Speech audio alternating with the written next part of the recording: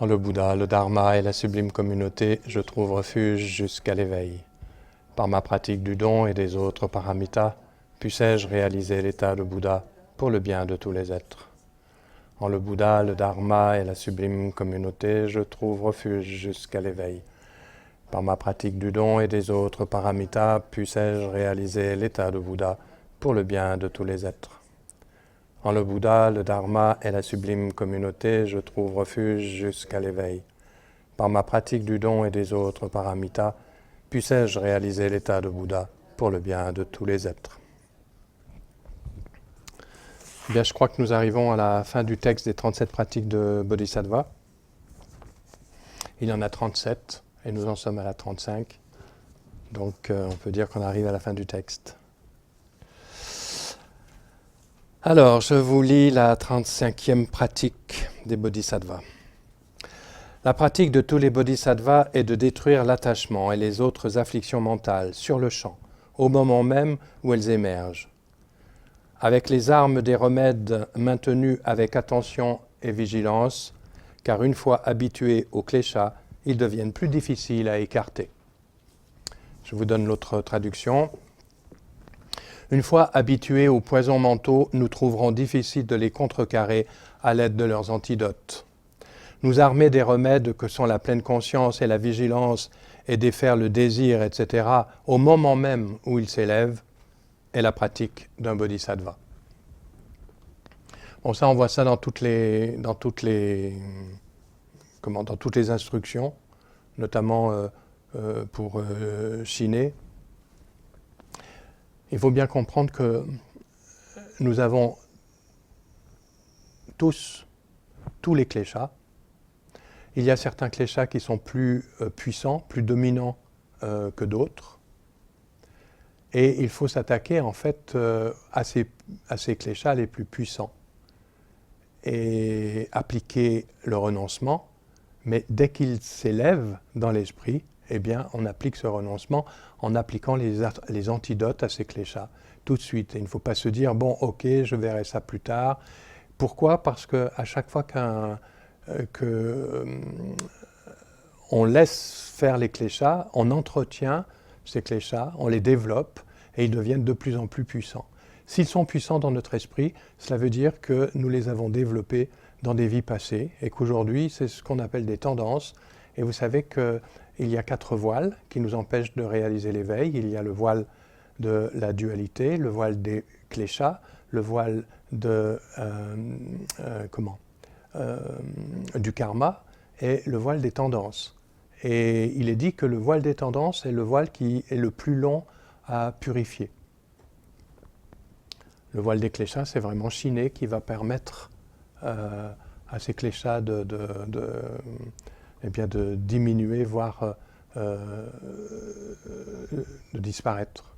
Mais si nous avons une tendance à se mettre en colère rapidement, nous aurons toujours cette tendance. Ce n'est pas en fait la tendance qui est le problème. C'est si on la laisse passer, la tendance elle-même n'a aucun pouvoir sur notre esprit. Et de cette façon-là, nous pouvons nous en libérer. Mais nous serons toujours d'un caractère, on va dire, coléreux. Voilà.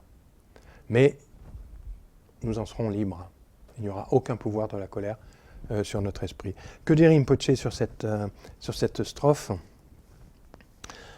Il dit que la seule façon de changer nos habitudes de penser et de réagir est de recourir à la pleine conscience et à la vigilance. La pleine conscience, c'est vraiment l'attention. Hein. Souvenez-vous, l'attention, le rappel et la vigilance. Tant que nous ne serons pas pleinement conscients, nous tomberons dans nos comportements habituels de haine, d'attachement, de jalousie et ainsi de suite. Une fois que de puissantes émotions ont pris le dessus, il est difficile de faire quoi que ce soit puisque nous sommes déjà sous leur emprise. Il y a des lamas qui prennent l'exemple du feu dans la forêt. Il est facile d'éteindre un feu de forêt lorsque c'est juste le début du feu de forêt. Un feu de forêt, ça commence par une étincelle. Hein.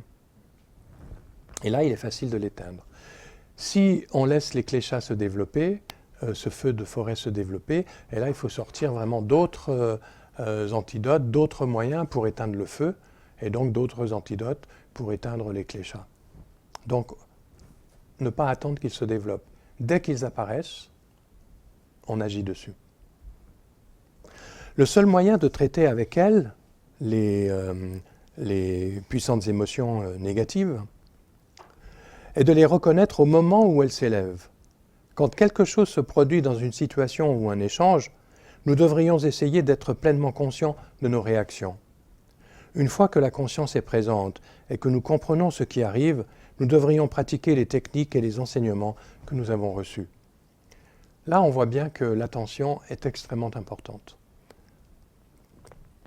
C'est être attentif à ce que l'on fait, d'accord, mais c'est être attentif à ce qui se passe dans notre esprit. Pendant que je vous parle, il doit y avoir une partie de votre esprit qui est consciente de ce qui se passe dans votre esprit. Vous devez savoir si vous êtes distrait, si vous êtes opaque, s'il y a un facteur perturbateur qui est en train d'apparaître dans votre esprit. Et tout cela, ça ne contrecarre pas le fait d'être attentif à l'enseignement. C'est le moment de le faire. Les différentes pratiques bouddhistes ne sont pas prévues pour être utilisées uniquement pendant les retraites ou sur notre coussin de méditation, dit Rinpoché. Ces situations seules ne nous aideront pas beaucoup. Bien sûr, elles sont très bénéfiques pour entraîner notre esprit, pour obtenir plus de calme et de clarté. Mais la plupart d'entre nous ne passent pas leur vie en méditation. 90% de ce que nous faisons se passe dans un environnement mondain. L'endroit pour mettre le dharma en pratique est donc notre vie de tous les jours. Voilà. Et ça, très bien que Rinpoché le précise. Pour moi, c'est essentiel. On ne peut pas couper la vie méditative dans une condition vraiment uniquement de retraite, par exemple, et puis la vie de tous les jours. Qui peut vivre en retraite aujourd'hui? Pas beaucoup de monde. Donc, faisons en sorte de pouvoir pratiquer et mettre en pratique l'enseignement du Bouddha dans notre vie quotidienne. Jour après jour, nous faisons des choses comme aller dans un bureau, conduire une voiture, communiquer avec les autres, et toutes sortes d'expériences se produisent. Quelques-unes sont plaisantes, d'autres non. Nos réactions varient, comme celles des autres. Quelquefois, nous sommes de bonne humeur, et d'autres fois, nous sommes de mauvaise humeur. Dans toutes ces situations et ces états d'âme, nous devrions observer la manière dont nous réagissons. Ajahn Chah, je me souviens, dans un texte, je crois que c'est dans « Tout apparaît, tout disparaît », Ajahn Chah définit l'esprit par ce qui sait. Est-ce que je suis conscient de ce qui se passe? Est-ce que je sais ce qui se passe dans mon esprit? Voilà. Quand nous notons qu'une puissante émotion négative totalement inutile s'est élevée, nous devrions nous demander si nous nous comportons de manière appropriée et utiliser les pratiques que nous avons apprises. Nous devrions employer le raisonnement ou l'une des méthodes décrites dans ce texte. Ou peut-être sommes-nous plus expérimentés dans le Dzogchen ou le Mahamudra et nous regardons alors notre émotion et sa nature en face. Ce qui fonctionne le mieux est ce qu'il y a de plus approprié. Alors ça me rappelle un enseignement de Ringo Rinpoché qui disait « Quand vous avez un klesha qui s'élève dans l'esprit, utilisez l'antidote qui va lui permettre de disparaître. Et peu importe si cet antidote, il est d'une autre école que le Vajrayana par exemple. Il disait même, s'il y a un antidote dans une autre voie spirituelle qui peut fonctionner sur ce klesha-là, alors cet antidote est le moyen qui vous convient à ce moment-là dans cette situation. Nous ne pouvons pas changer nos schémas habituels à moins de pratiquer la conscience. Quand le bouddhisme est décrit comme un mode de vie, cela signifie que ces méthodes devraient être mises en pratique chaque jour. Elles devraient être appliquées à tous nos problèmes et émotions en utilisant la pleine conscience et la vigilance. Sinon, ces méthodes ne sont d'aucune utilité. Quand la colère, la jalousie, la haine où un fort attachement apparaisse, nous devrions les identifier au moment même où ils s'élèvent. Nous devrions nous demander, cela est-il bien ou mal? Quelles seront ses conséquences? Ai-je envie de les expérimenter? Une fois que nous voyons clairement nos émotions de cette façon, normalement nos problèmes vont se résoudre. Et cela deviendra presque automatique.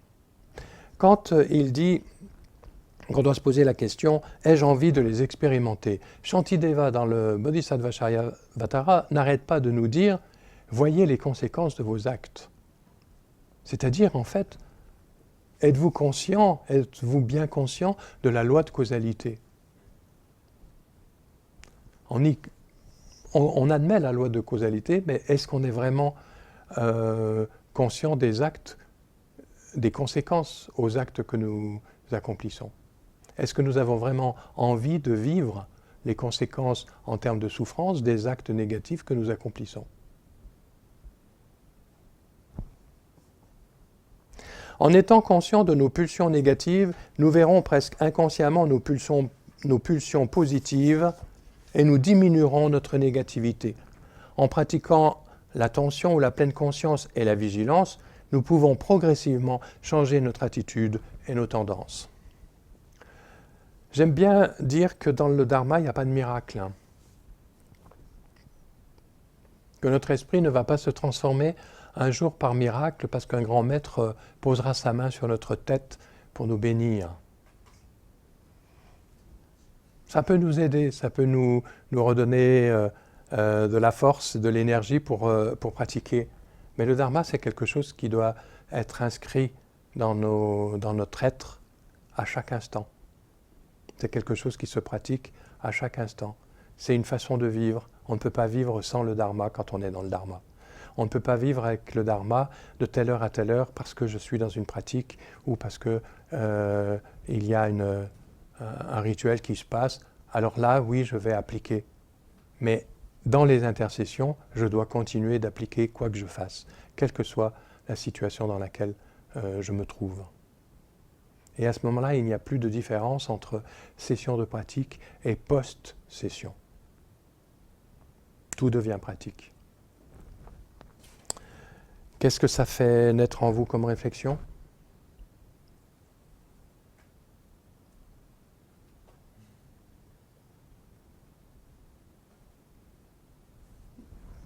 Oui, Tsendru, le micro.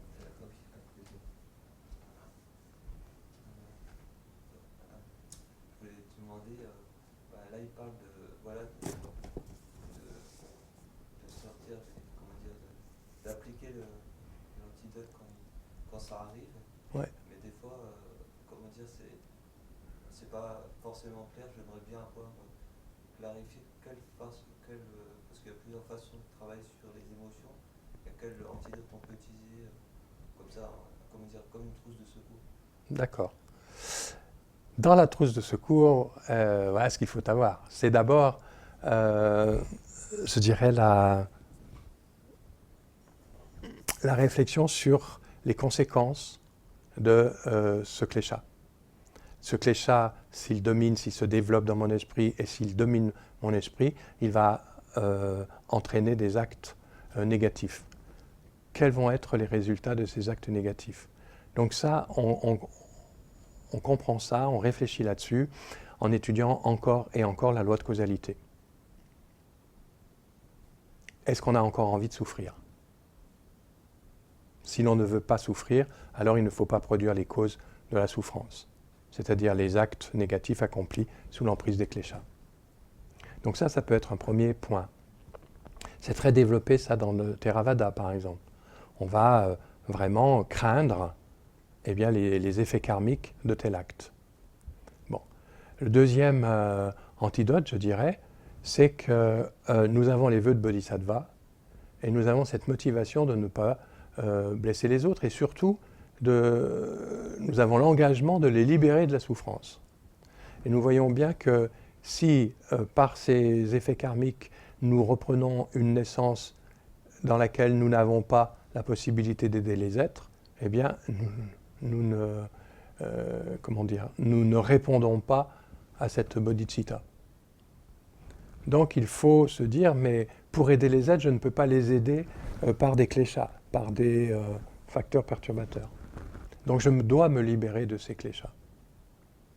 Ensuite, moi je dirais qu'il y a un antidote tout bête. Est-ce que vous êtes heureux quand vous êtes sous l'emprise d'un clécha, quoi?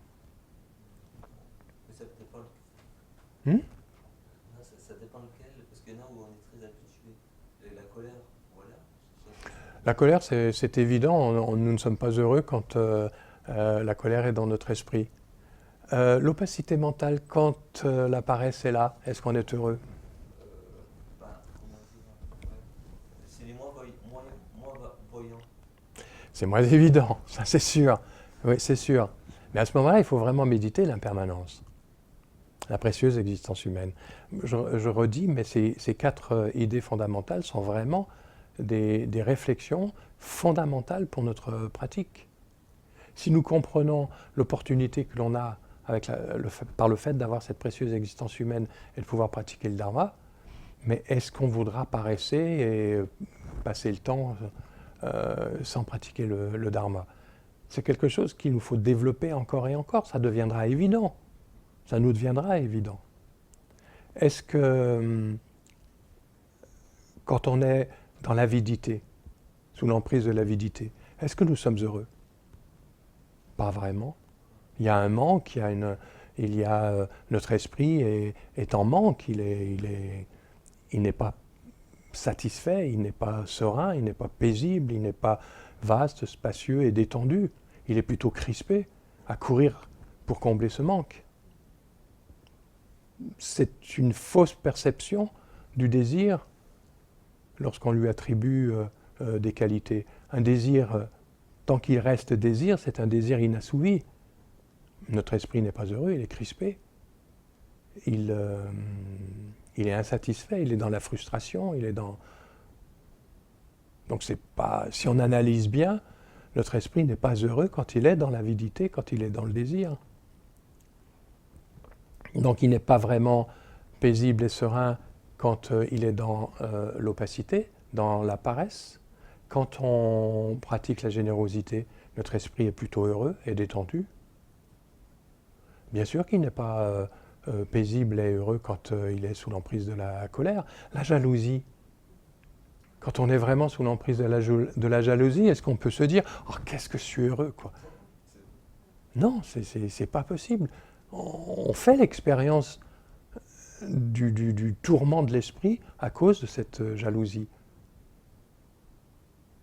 Il y a l'orgueil. L'orgueil, peut-être, oui, est très difficile à cerner parce que, vous savez, c'est intéressant, l'orgueil en tibétain, ça se dit « ngagel ». Nga, c'est moi, Gel, le roi. Donc je suis au-dessus de tout le monde, je suis au centre du cercle, je suis le mieux, voilà. Mais est-ce que l'orgueil n'est pas,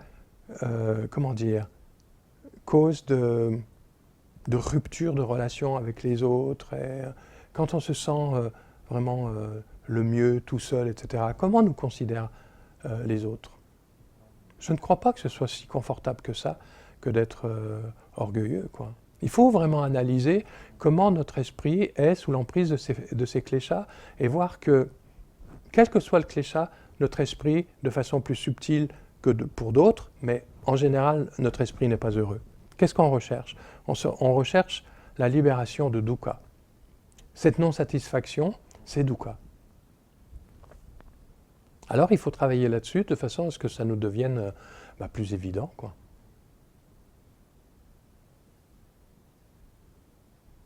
Oui.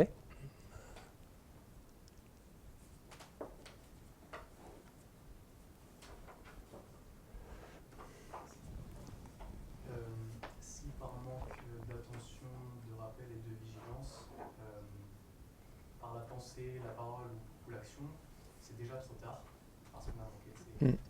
Comment réparer? Je dirais que c'est comment dire? D'abord ne pas en faire tout un état. Je disais dernièrement, c'est tout à fait... les fausses notes font partie de l'apprentissage. Donc nos erreurs vont faire partie de l'apprentissage. nous devons réfléchir à ce moment-là, qu'est-ce qui fait qu'on s'est laissé prendre par tel ou tel facteur perturbateur? Il y a peut-être un manque de renoncement, il y a peut-être un manque de vigilance. On n'a peut-être pas vu suffisamment tôt que ce facteur, que ce cléchat s'installait dans l'esprit.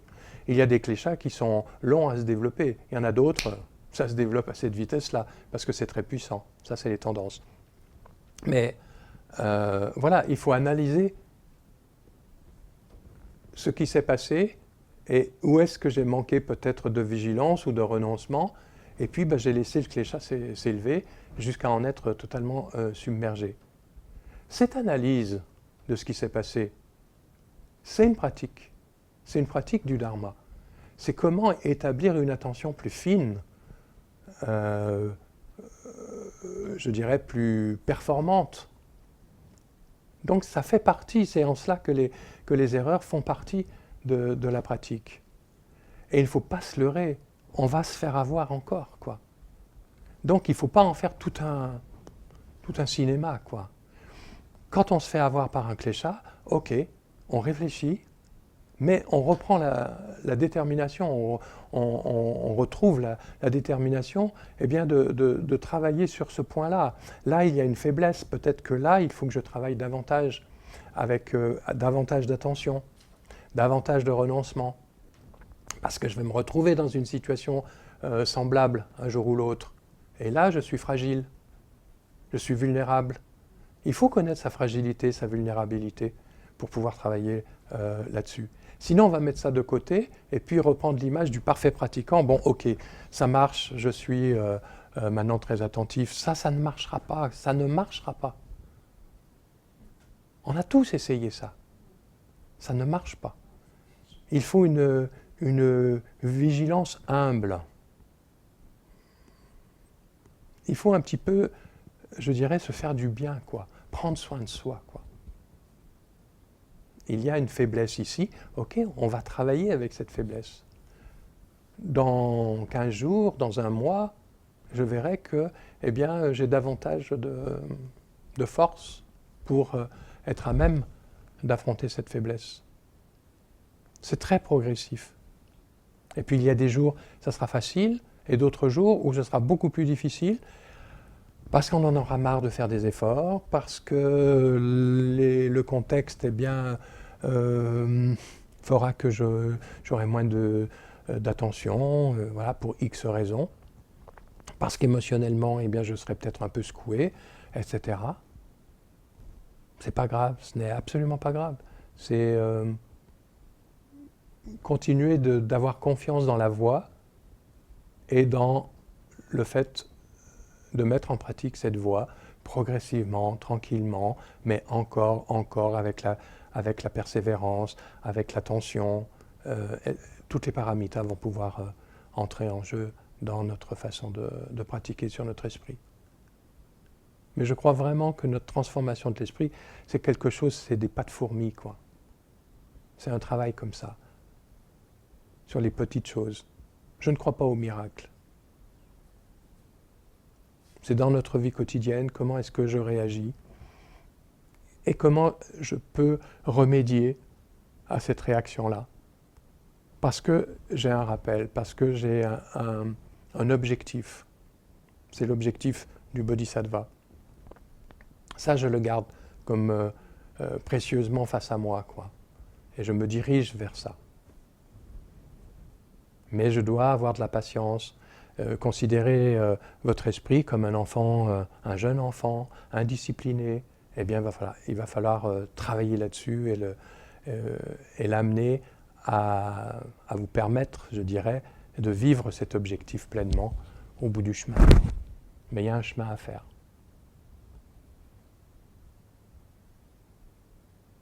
Quelquefois, il faut être ferme, comme dit Rinpoche, don't try to do it, do it. Quelquefois, il faut s'engager, il faut se dire, ce cléchat est trop puissant, alors là, il faut vraiment que je prenne l'engagement de ne plus me laisser aller à ce cléchat. Comme on peut prendre l'engagement d'arrêter de fumer parce que je suis addict au tabac. Les vœux, c'est un peu ça. Ça sert à ça, quoi, en fait. Vous savez, il n'y a pas que les monastiques qui prennent des vœux. Les laïcs ont des vœux. C'est ce qu'on appelle les vœux de fidèles laïcs. Il n'y a pas le vœu de célibat, évidemment, puisque vous pouvez avoir une famille, mais ne pas tuer, ne pas voler, ne pas avoir d'inconduite sexuelle, ne pas mentir et ne pas absorber d'intoxicants qui perturbent l'esprit. Ça, ce sont les 5 vœux de fidèles laïcs. Tout pratiquant dans le dharma, quand il prend refuge, devrait en fait prendre automatiquement les vœux de fidèles laïcs. Ça va nous permettre de développer cette attention par rapport à nos réactions dans le monde quotidien.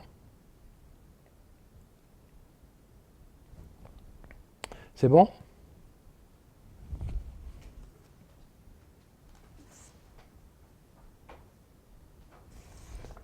37e pratique. C'est ça? On en est à la 37e? La dernière? Bon, après, il y a quelques... On a fait 35, on est à 36. On est à la 36, pardon.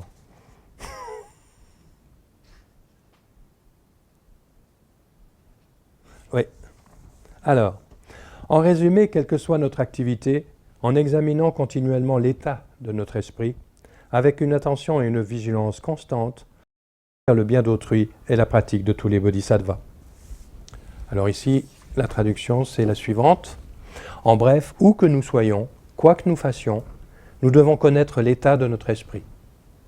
Maîtriser continuellement la pleine conscience claire et la vigilance, et ce faisant accomplir le bien d'autrui, est la pratique d'un bodhisattva. Bon, ça revient à ce qu'on disait là tout de suite. Nous avons un objectif, on ne se départ pas de cet objectif. Pour réaliser cet objectif, quoi que nous fassions, où que nous soyons, nous devons connaître l'état de notre esprit. Rinpoche dit, c'est similaire à la strophe précédente. Nous devons être pleinement conscients de ce que nous faisons. Nous devons voir si ce que nous faisons est positif ou négatif, et alors nous comporter de manière appropriée. Le principal dans ce contexte est de ne pas perdre l'attitude du bodhisattva qui est d'essayer d'aider tous les êtres sensibles, y compris nous-mêmes, quelle que puisse être notre situation. Nous ne devrions jamais abandonner totalement cette motivation et continuer à être pleinement conscients et vigilants. Alors il illustre ce commentaire par une histoire tibétaine. Je vous la lis. Il y a une histoire célèbre à propos de Geshe Ben. Elle est connue, cette histoire. Un pratiquant qui avait l'habitude de dire « Je ne pratique que rien d'autre qu'observer mon esprit ». Un jour, Geshe Ben fut informé que quelques-uns de ses disciples venaient lui rendre visite. Il nettoya sa chambre avec soin et prépara une table avec des offrandes abondantes. Alors il s'assit et se demanda « Que suis-je en train de faire et pourquoi ?» Quand il découvrit qu'il essayait d'impressionner ses visiteurs et qu'il espérait leur louange, il se rendit immédiatement devant la cheminée, prit une poignée de cendre et la jeta sur son autel. Ce qu'il fit s'ébruita et arriva finalement aux oreilles d'Atisha, qui dit « C'est la meilleure offrande possible ». Une autre fois, Geshe Ben habitait avec une famille dans un village. Il voulait faire une retraite dans une caverne, mais il avait très peu de tsampa, la farine d'orge, qui est l'aliment de base traditionnel du Tibet. Cependant, la famille en avait une grosse réserve, et à un moment où il n'y avait personne alentour, il pensa « Pourquoi ne pas prendre un peu de leur tsampa avec moi? Ils en ont tant et je n'ai rien. » Il alla chercher son sac à tsampa et introduisit sa main droite dans le gros sac de la famille. À ce moment, il réalisa ce qu'il était en train de faire. Avec sa main gauche, il saisit sa main droite dans le sac et il cria à plein poumon « Un voleur est venu, au voleur, au voleur !» Tout le monde arriva en courant et demanda « Que se passe-t-il? Où est le voleur ?» Et Geshe Ben montra sa main droite et dit « Le voilà !» Ceci montre, dit Rinpoche, comment nous devrions essayer de nous surprendre et voir si ce que nous sommes en train de faire est bien ou mal. Si nous comprenons que nous ne sommes pas en train de faire la chose correcte, ou qu'une autre démarche pourrait être meilleure, non seulement pour nous-mêmes, mais pour tous les autres, nous devrions nous comporter en conséquence. C'est ainsi que nous créons une habitude positive.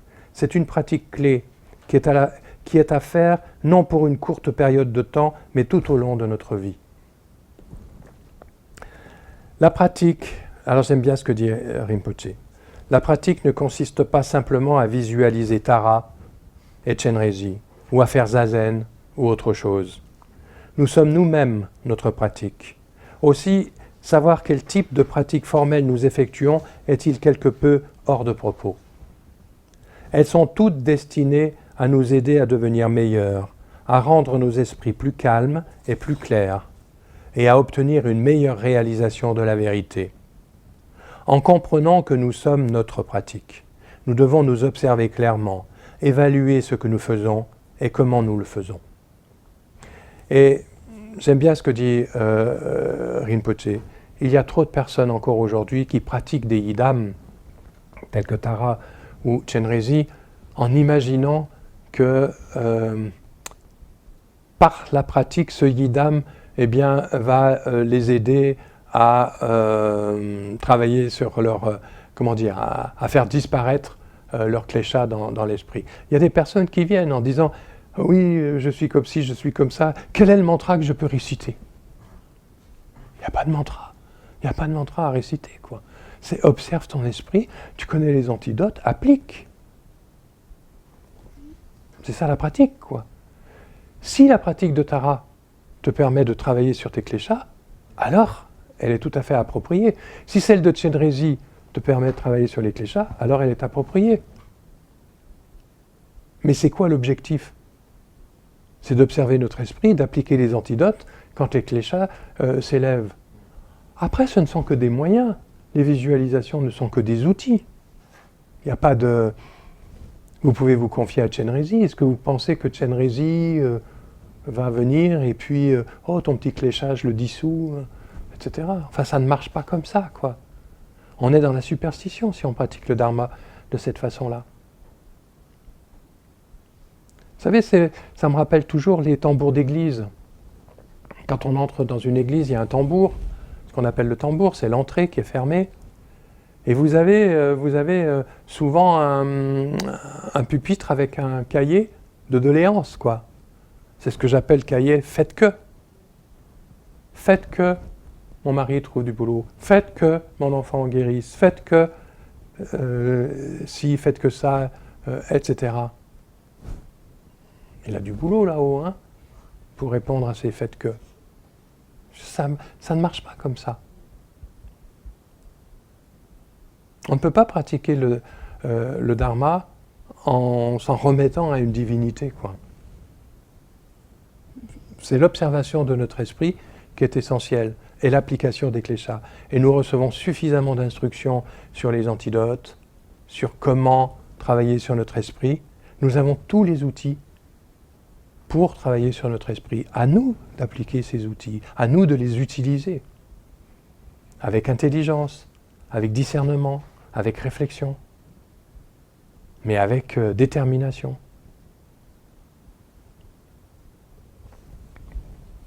S'entraîner, dit Rinpoche, signifie nous observer encore et encore, pratiquer l'introspection afin de ne plus être débordé par les négatives et par les circonstances, mais être capable de nous contrôler.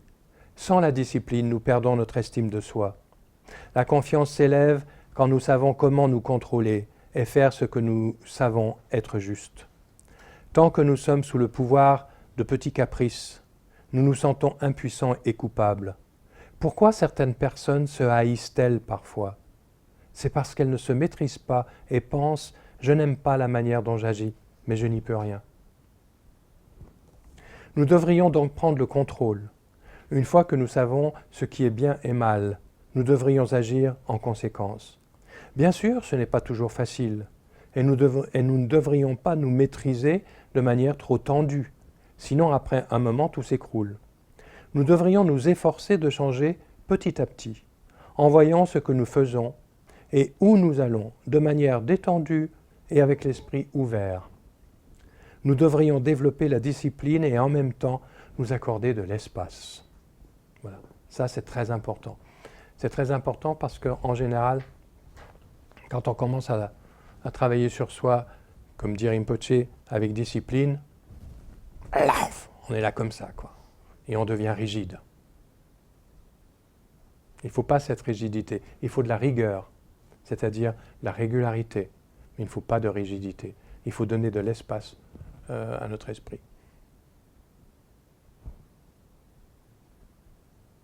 37e pratique.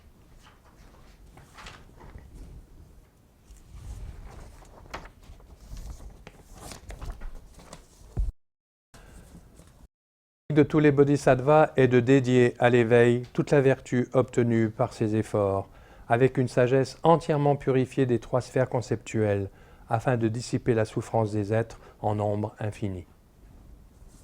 Je vous donne l'autre traduction. Que les vertus accomplies en s'efforçant de cette manière dissipent la souffrance des êtres sans nombre. Se consacrer ainsi à l'éveil de tous, au moyen de la pure sagesse, totalement libre de distinctions dualistes, est la pratique d'un bodhisattva. Voilà, ça c'est le sens de la dédicace. Et là, Tomé Zangpo rappelle le sens de dédicace. À chaque fois que l'on pratique, eh bien nous devrions faire la dédicace, c'est-à-dire ne pas garder toutes les vertus que nous avons pu accumuler pour nous-mêmes, mais faire en sorte de les dédier à tous les êtres pour que cela devienne, je dirais, les causes de l'éveil pour tous les êtres. Rinpoche explique que la pratique du bodhisattva n'est jamais complète sans la dédicace. Selon le Mahayana, toute pratique devrait contenir 3 aspects sacrés, appelés Dhampasum en tibétain. Ce sont l'aspiration pure, la pratique pure elle-même et la dédicace pure. Il est dit que la qualité et l'efficacité de toute action ou pratique dépend de la manière dont elle est dédiée. Si nous dédions nos actions positives à un objectif limité et mesquin, les résultats seront eux aussi superficiels. Mais quand nous dédions une action, même petite, à un but utile et d'une portée considérable, grâce à la puissance de l'interdépendance, le mérite ne s'épuisera pas. Il continuera jusqu'à ce que notre dédicace soit accomplie. Et vous savez, dans la dédicace que l'on récite à la fin de chaque session, vous avez bien pris la mesure de ce que vous dites, quoi, hein. Il est dit, par cette vertu, puissais-je promptement réaliser le Mahamudra, c'est-à-dire l'éveil, et sans l'exception d'un seul, établir en cet état tous les êtres. Tout notre objectif de bodhisattva est inclus dans ce souhait qu'est cette dédicace. Et sans l'exclusion d'un seul, établir en cet état tous les êtres. Ce n'est pas rien, c'est, je dirais, un sacré engagement, pour ne pas dire un engagement sacré, que l'on prend à chaque fois que l'on récite cette dédicace. Rinpoche continue en disant, du point de vue bouddhiste, nous devrions faire la dédicace la plus noble, à laquelle nous puissions penser, même si notre action est minuscule, comme prononcer un mantra ou une ligne de prière. Quand nous effectuons ce genre de dédicace, il est dit que nous ajoutons une goutte d'eau à la mer. Tant que la mer durera, la goutte d'eau durera aussi. La plus haute dédicace imaginable est de dédier tous nos mérites, peu importe qu'ils soient grands ou petits, à l'éveil total de tous les êtres sensibles, sans en omettre un seul. Nous ne pouvons rien faire de mieux. Ce n'est pas simplement leur souhaiter un bien-être temporaire, comme un bon repas ou du bon temps. C'est plutôt leur souhaiter l'éveil complet et éternel, ce qui est la plus haute réalisation qu'un être puisse obtenir. Ce genre de dédicace devient comme un rêve si elle est faite à la lumière de la sagesse discriminante de la vacuité. C'est la sagesse qui voit que rien n'est solide, qu'il n'y a rien de moi séparé d'un côté et de toi de l'autre, que rien ne demeure inchangé ni existant vraiment, et que tout est interdépendant. Cette grande dédicace inimaginable peut se réaliser puisque ce n'est pas une chose réelle, existante. Dans un rêve, nous pouvons rêver de n'importe quoi. Rien n'est impossible parce que rien n'est réel. De même, dans l'état de veille, tout peut se passer, il n'y a rien de solide, existant par soi-même. Tant que tout est vu comme étant solide et réel, il n'y a pas grand-chose qui puisse arriver, puisque toutes ces choses solides doivent rester telles qu'elles sont. Une fois que tout est connu comme étant dépourvu de substance et changeant, et que nous dédions nos mérites à la lumière de cette sagesse, notre dédicace bénéficie d'une grande puissance. C'est bien, il explique bien le sens de la dédicace. Cela ne veut pas dire que nous ne devions pas dédier notre mérite à un but spécifique. Cependant, la voie bouddhiste procède habituellement du grand vers le petit. D'abord, nous dédions nos mérites à tous les êtres sensibles, et nous souhaitons qu'ils deviennent pleinement éveillés aussi rapidement et facilement que possible. Alors nous restreignons la dédicace et souhaitons à notre monde dans son entier d'être en paix, prospère, etc. De là, nous pensons à notre propre pays, l'endroit où nous vivons, et nous-mêmes. Nous ne sommes pas exclus de la dédicace. Nous pouvons faire des souhaits pour notre propre bien-être, notre santé et nos progrès. Mais nous ne nous y limitons pas. Nous dédions nos mérites à un but élevé et louable. Ceci conclut la 37e strophe, décrivant les pratiques d'un bodhisattva. Les pratiques d'un bodhisattva, dit Rinpoche, ne sont bien sûr pas limitées à 37, mais Tomé Zangpo les a résumées de cette manière.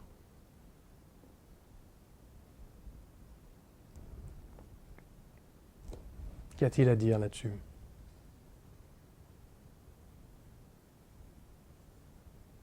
Donc il faut que nous fassions la dédicace à chaque fois que nous pratiquons quelque chose,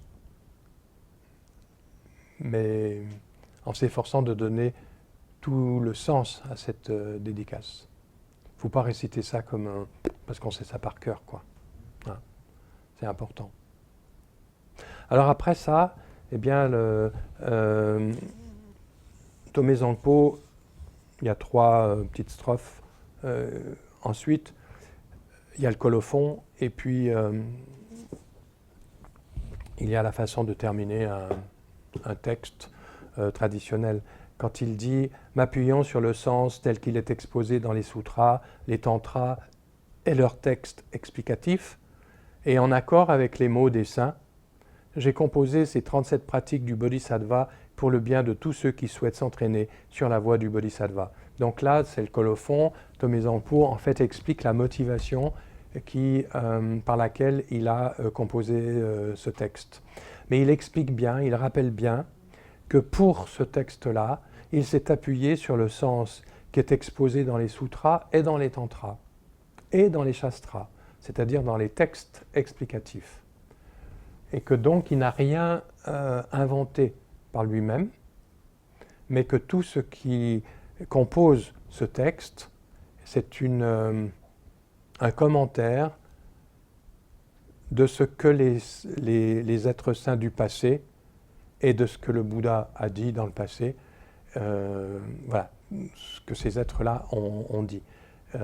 C'est juste une reformulation de ce que le Bouddha a dit et de ce que les grands maîtres ont dit dans le passé. Rinpoche explique qu'ici, l'auteur explique comment et pourquoi il a écrit ce texte. Il a basé ses vers sur les sutras et les tantras des paroles du Bouddha et leurs commentaires, et les a combinés avec les instructions orales de ses propres maîtres et sa propre expérience personnelle. Comme le nombre des sutras et des tantras est considérable et qu'il y a beaucoup de commentaires les concernant, tous ceux qui suivent la voie du Bodhisattva n'ont pas le temps ni l'opportunité de tous les étudier. Alors, pour faciliter leur accès au plus grand nombre, il a adapté les enseignements sur la voie du Bodhisattva sous la forme concise et compréhensible de 37 strophes. On ne peut avoir que beaucoup de gratitude pour Tomé Zangpo d'avoir composé ce texte, résumé les enseignements du Bouddha de façon concise et qui est facilement que l'on peut étudier facilement aujourd'hui. Et on a vu dans l'étude de ces 37 pratiques qu'elles sont complètement d'actualité. C'est un texte qui date du XIVe siècle. ça pourrait être un texte composé il y a une cinquantaine d'années, ce serait à peu près la même chose. En tout cas, les cléchats, ils sont toujours là. Hein, ils ne sont pas différents d'il y a quelques siècles. Et les antidotes qu'il propose, eh bien, à nous d'authentifier la réalité de son texte en les appliquant et en voyant que, effectivement, eh bien, les cléchats peuvent diminuer, voire disparaître. Il termine en disant, Tomé Zangpo, je suis conscient que mon intelligence est limitée, et n'ayant pas étudié, je ne suis pas érudit. Je ne maîtrise pas l'art du langage qui plaît au cœur des sages. Cependant, m'en étant remis aux sutras et aux paroles des saints, j'estime que ces pratiques du bodhisattva sont vraies et dépourvues d'erreurs. Ça, c'est toute la modestie de Tomé Zangpo. Rinpoché conclut en disant « Cette strophe contient une instruction sur la modestie, montrant que les personnes réellement érudites sont libres de l'orgueil et ne se vantent jamais de leur connaissance. Tomé Zangpo traduit son humilité en mots, disant qu'il n'est pas instruit et que ses écrits peuvent ne pas plaire aux érudits. Alors il souligne que ces instructions sont entièrement fondées sur les enseignements authentiques des Bouddhas, des Bodhisattvas et des maîtres du passé. C'est un trait caractéristique de la littérature bouddhiste traditionnelle, indienne et tibétaine. L'écrit trouve son origine à la source, et l'auteur dit que les instructions ne sont pas de sa propre invention. C'est ce qu'on disait tout à l'heure. Hein ? Tout le crédit en revient à ceux qui ont composé les enseignements originaux et authentiques. C'est assez différent de ce qui se passe aujourd'hui quand un auteur attache une grande importance au fait que son travail est entièrement personnel ainsi qu'à ses droits d'auteur. Et enfin, l'avant-dernière strophe. Malgré tout, quelqu'un à l'intelligence limitée comme la mienne peut difficilement pénétrer l'immensité de la conduite du bodhisattva. Alors je prie tous les êtres saints de m'accorder leur indulgence et leur patience pour toutes mes erreurs, telles qu'une signification incohérente, le manque de contexte et autres défauts. Et Rinpoche dit, c'est le prolongement des vers précédents. Cela ne signifie pas que les écrits de Tomé Zangpo contiennent des erreurs, mais au cas où quelqu'un trouverait un défaut, il lui demande pardon. Ceci implique aussi que nous ne devrions pas prendre ce texte de manière trop littérale, ni le considérer comme faisant autorité de manière ultime. Nous devrions plutôt l'examiner, et si nous trouvons ces enseignements vrais et applicables, nous devrions les pratiquer. Et la dernière strophe du texte, c'est la dédicace que fait Tomé Zangpo. Par la vertu qui s'est élevée de ce travail, puissent tous les êtres égaler le protecteur Avalokiteshvara, qui, par sa bodhicitta suprême, relative et ultime, ne demeure ni dans l'extrême de l'existence, ni dans celui de la quiétude. Et Rinpoché termine en disant « Tomé Zangpo prie pour que le mérite résultant de la composition de ce texte amène tous les êtres sensibles à développer la bodhicitta relative et la bodhicitta absolue, qui proviennent de la compassion et de la sagesse. Il leur souhaite d'aller au-delà du cycle des existences et du nirvana limité de la paix pour atteindre l'éveil total. Cela les rendra capables de travailler pour le bien de tous les êtres et de parvenir au niveau du Bodhisattva Avalokiteshvara ou Chenrezig, la personnification de la sagesse et de la compassion. Et le texte enfin se conclut par le colophon personnel de l'auteur, et je cite, « Pour son bien propre et celui de tous les êtres, ce texte a été composé par Tomé, maître en écriture et en logique, quand il demeurait dans la caverne du joyau de l'eau argentée. » Voilà. Et là, le texte est vraiment terminé.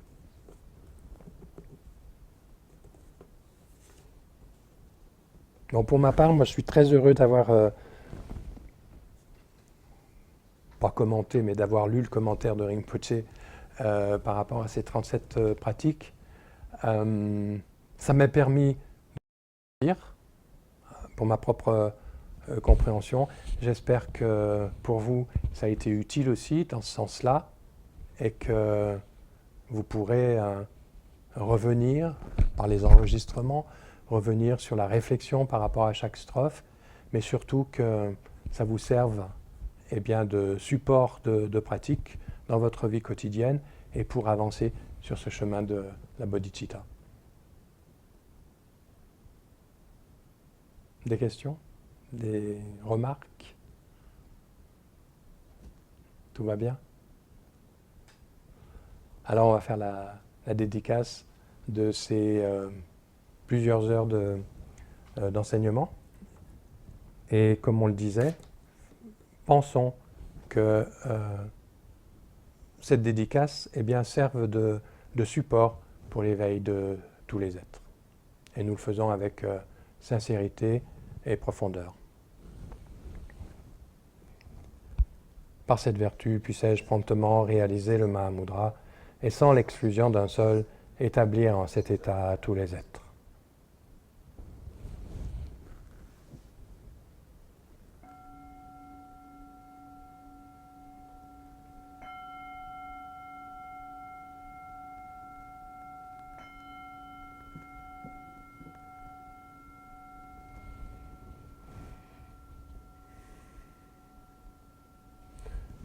Et un grand merci pour votre présence et votre attention.